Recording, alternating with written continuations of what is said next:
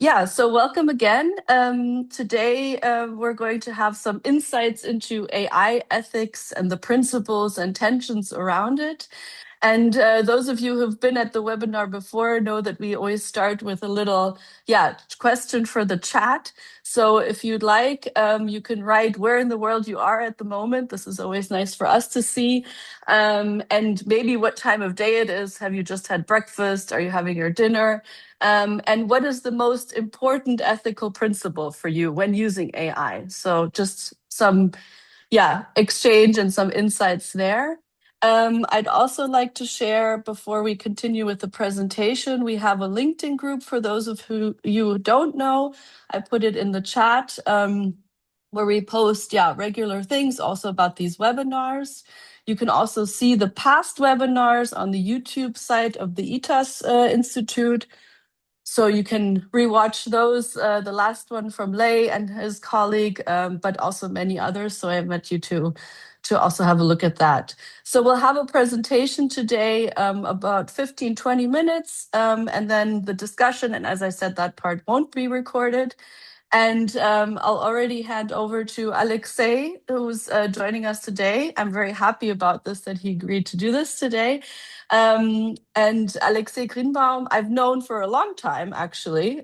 We've worked on European projects together, and he focuses in his work on ethical challenges posed by new technologies, so things like nanotechnology, AI, but also robotics.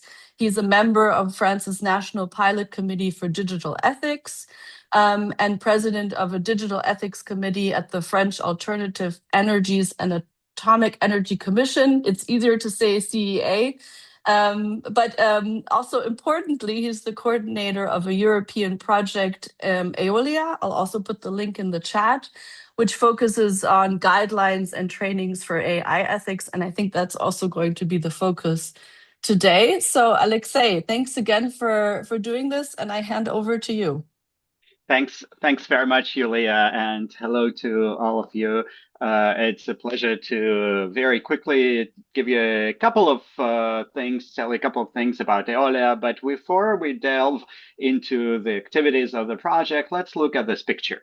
So when you look at this picture, you see this elderly woman with a robot, and you immediately recognize some questions of AI ethics that we all know and love, and all journalists and all newspapers are talking about it. There's a robot in place of a human nurse. So what happened with the human nurse? Is there still enough labor market for these humans? So what kind of reconfiguration of labor market is happening?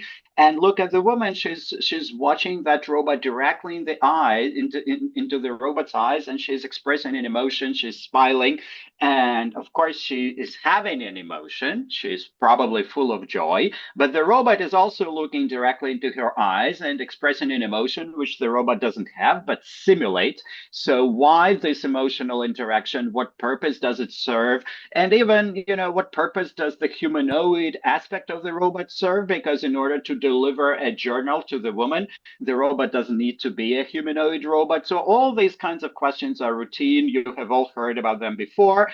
What about the social status of the woman? Will she prefer the company of robots to the company of humans? How does her social interaction change? We read about these questions all the time in the newspapers, and they are big, important questions, absolutely important. But when I see this picture, I'm shocked. Why am I shocked? Not because of the big, important questions. Yes, they do exist, but because there is a contact zone. Can you see? Her finger is touching the robotic finger. Can you see that?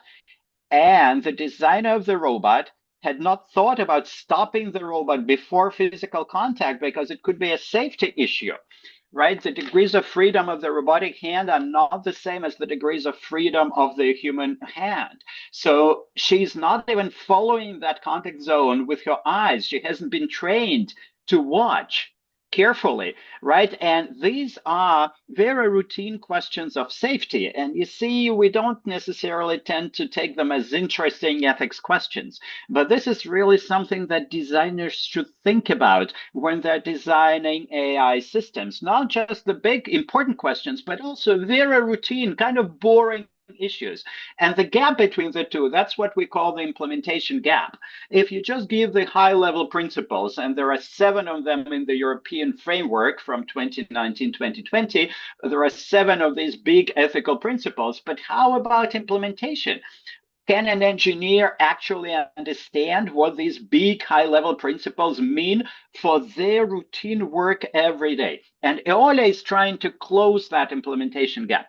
We're trying to translate this high-level language of principles into operational, practical questions that engineers and researchers need to ask themselves in their work. And by the way, these high-level principles are now everywhere, including European legislation on AI, the AI Act. You may have heard about it, but the implementation gap is still there. And of course, it's the problem that we also, we know it, we also need to address in other parts of the world. So in China, Japan, South Korea, Canada, and other countries, when you give a framework in terms of high-level principles, what about concrete implementation steps? So concretely in AIOLIA, this is a project with 20 countries, 20 participants, a lot of European countries, but also non-European partners, some of the members of the globalTA network, and I'm very happy to see some familiar faces here. In this project, we studied 10 use cases first. We have already studied, this has been done already.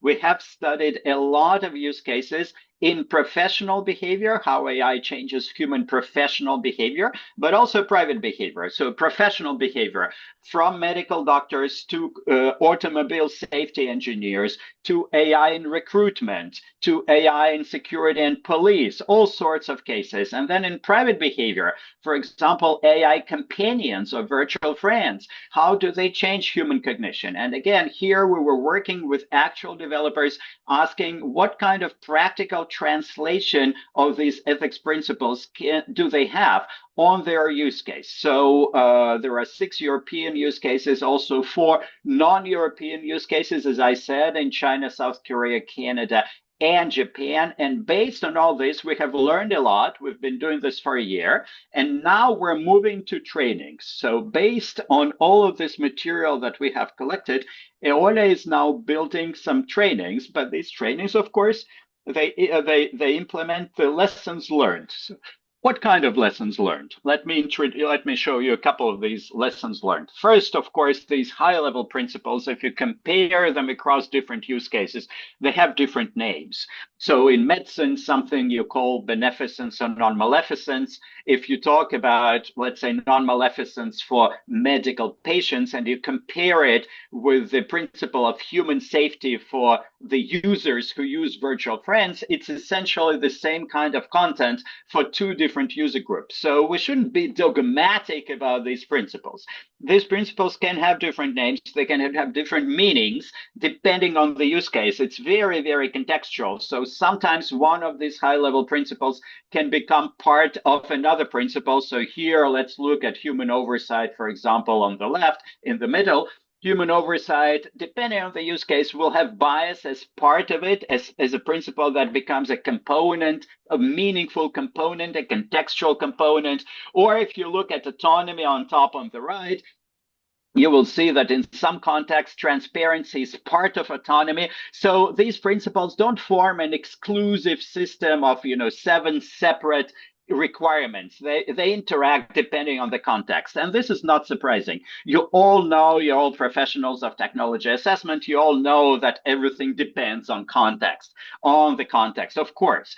So this finding is an important theoretical finding, but we do have much more interesting practical findings. Let me illustrate them on this example. So look at this woman who is close to the end of her career. She's an executive secretary with 20 years of experience, a very experienced person. And there is a new boss. She has a new boss, and the boss is coming to her office and says, well, Evelyn, you will not be part of the executive committee anymore. And Evelyn has been organizing the work of the executive committee for 20 years. And Evelyn says, oh, wait, Mark, but why is that? And the boss, the new young boss, says, well, we have this email software, that now tests whether people are susceptible to phishing, to email scams. And the software says that people who are very good in executing orders, people who really well execute hierarchical orders, they are more susceptible to scam. And you know, Evelyn, you are very good in executing orders, but that makes you very susceptible to scam, so you're out. And Evelyn says, Mark, are you serious? Are you serious? Because I do my job so well, you're excluding me? That's discrimination. I resign, says Evelyn. So you see, this, of course, is a synthetic example, but based on a real use case. There's a tension here between, well, non-discrimination, you've understood that, and what other principle? Explainable AI. The software doesn't say Evelyn 97% susceptibility. The software is doing an explanation, is offering an explanation because, you see, there's a cause.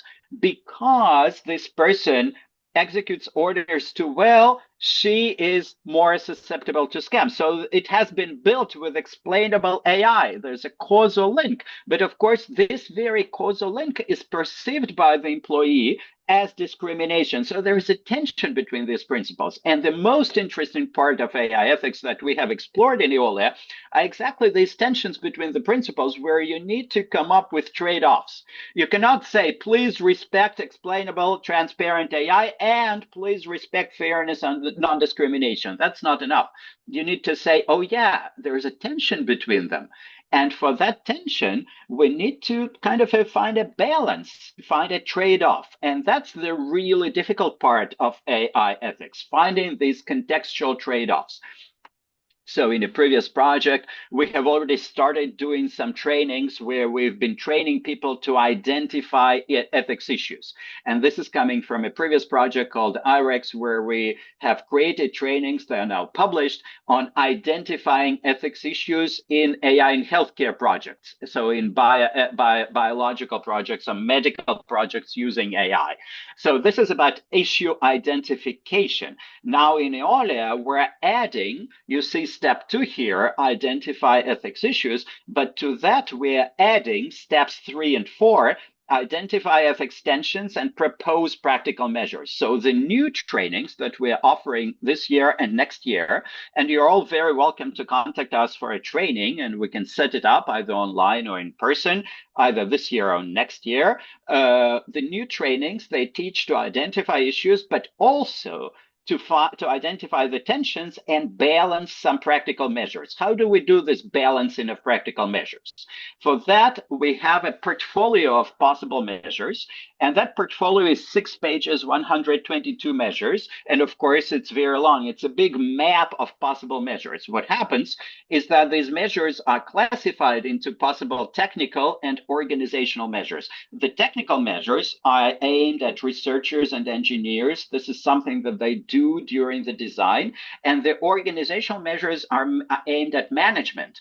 How can they build a process of creating an AI system that is a bit more reflective, a bit more anticipatory? We give this portfolio, we tell people, well, don't read through 122 measures. That's not the point. You have identified the main tension, let's say, between explainability and non-discrimination. Look at the measures that are relevant to explainability and to non-discrimination, and see which ones you select. So I have here an example about, let's say, over-reliance and de-skilling, which is another kind of course, AI problem. And you see that there are lists of these measures. They are organizational or technical or both. And experts spend about an hour trying to find a good balance. We usually tell them, here's a mock exercise, here's a mock review exercise, 1-page exercise, find 8 most relevant measures. And they usually don't agree. They come up with different sets of measures. It's a very interesting discussions. Why this measure and not another measure? So this is training by learning by doing. They learn by doing these mock review exercise in real life. We also provide something else. We also have built for managers a tool here. And this tool is now being used in industry and also by research managers across different sectors in robotics, in AI and security projects, and also soon in AI and healthcare projects. Now, what is this tool? That's a tool that helps managers to set up a process throughout the life cycle of developing an AI system. So at the beginning, we evaluate something called ethics readiness level through a 1 hour detailed conversation, a guided conversation between an ethics expert and a technical team. So the reflective part, thinking about ethics, happens in a dialogue. It's a dialogical exercise, right? And during this dialogue, there are questions that are being asked. And usually the technical person doesn't know how to answer them.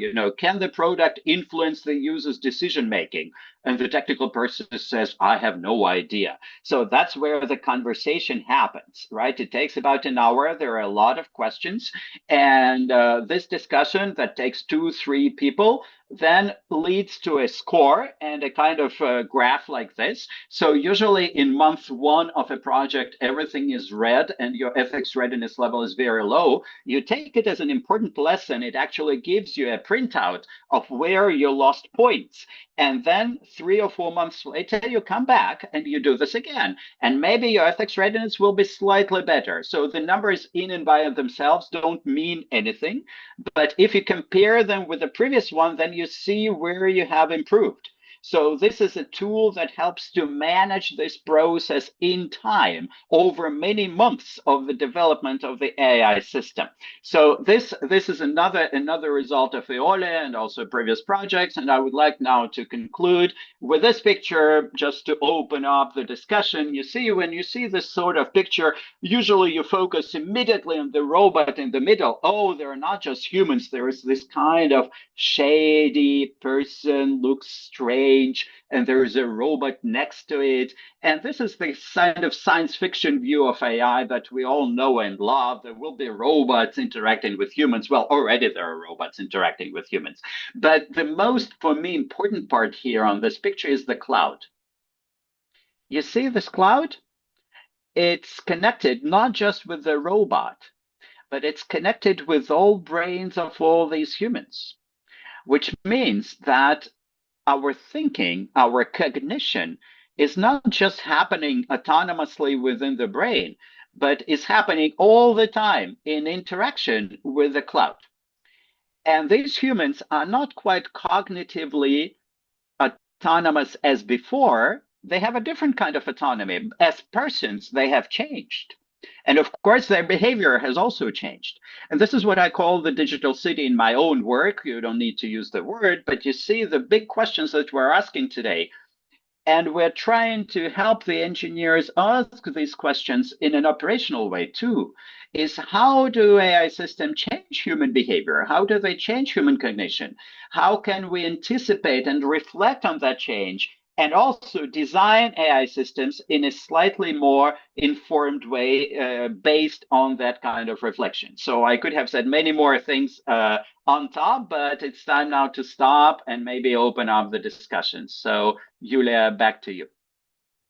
Thank you so much, Alexei, for this presentation and also this going from the big philosophical questions also to the practical level, which I think is missing often. And I'm sure that's of interest for many here. So thank you again. I'm going to stop the recording and then we can move on to the discussion.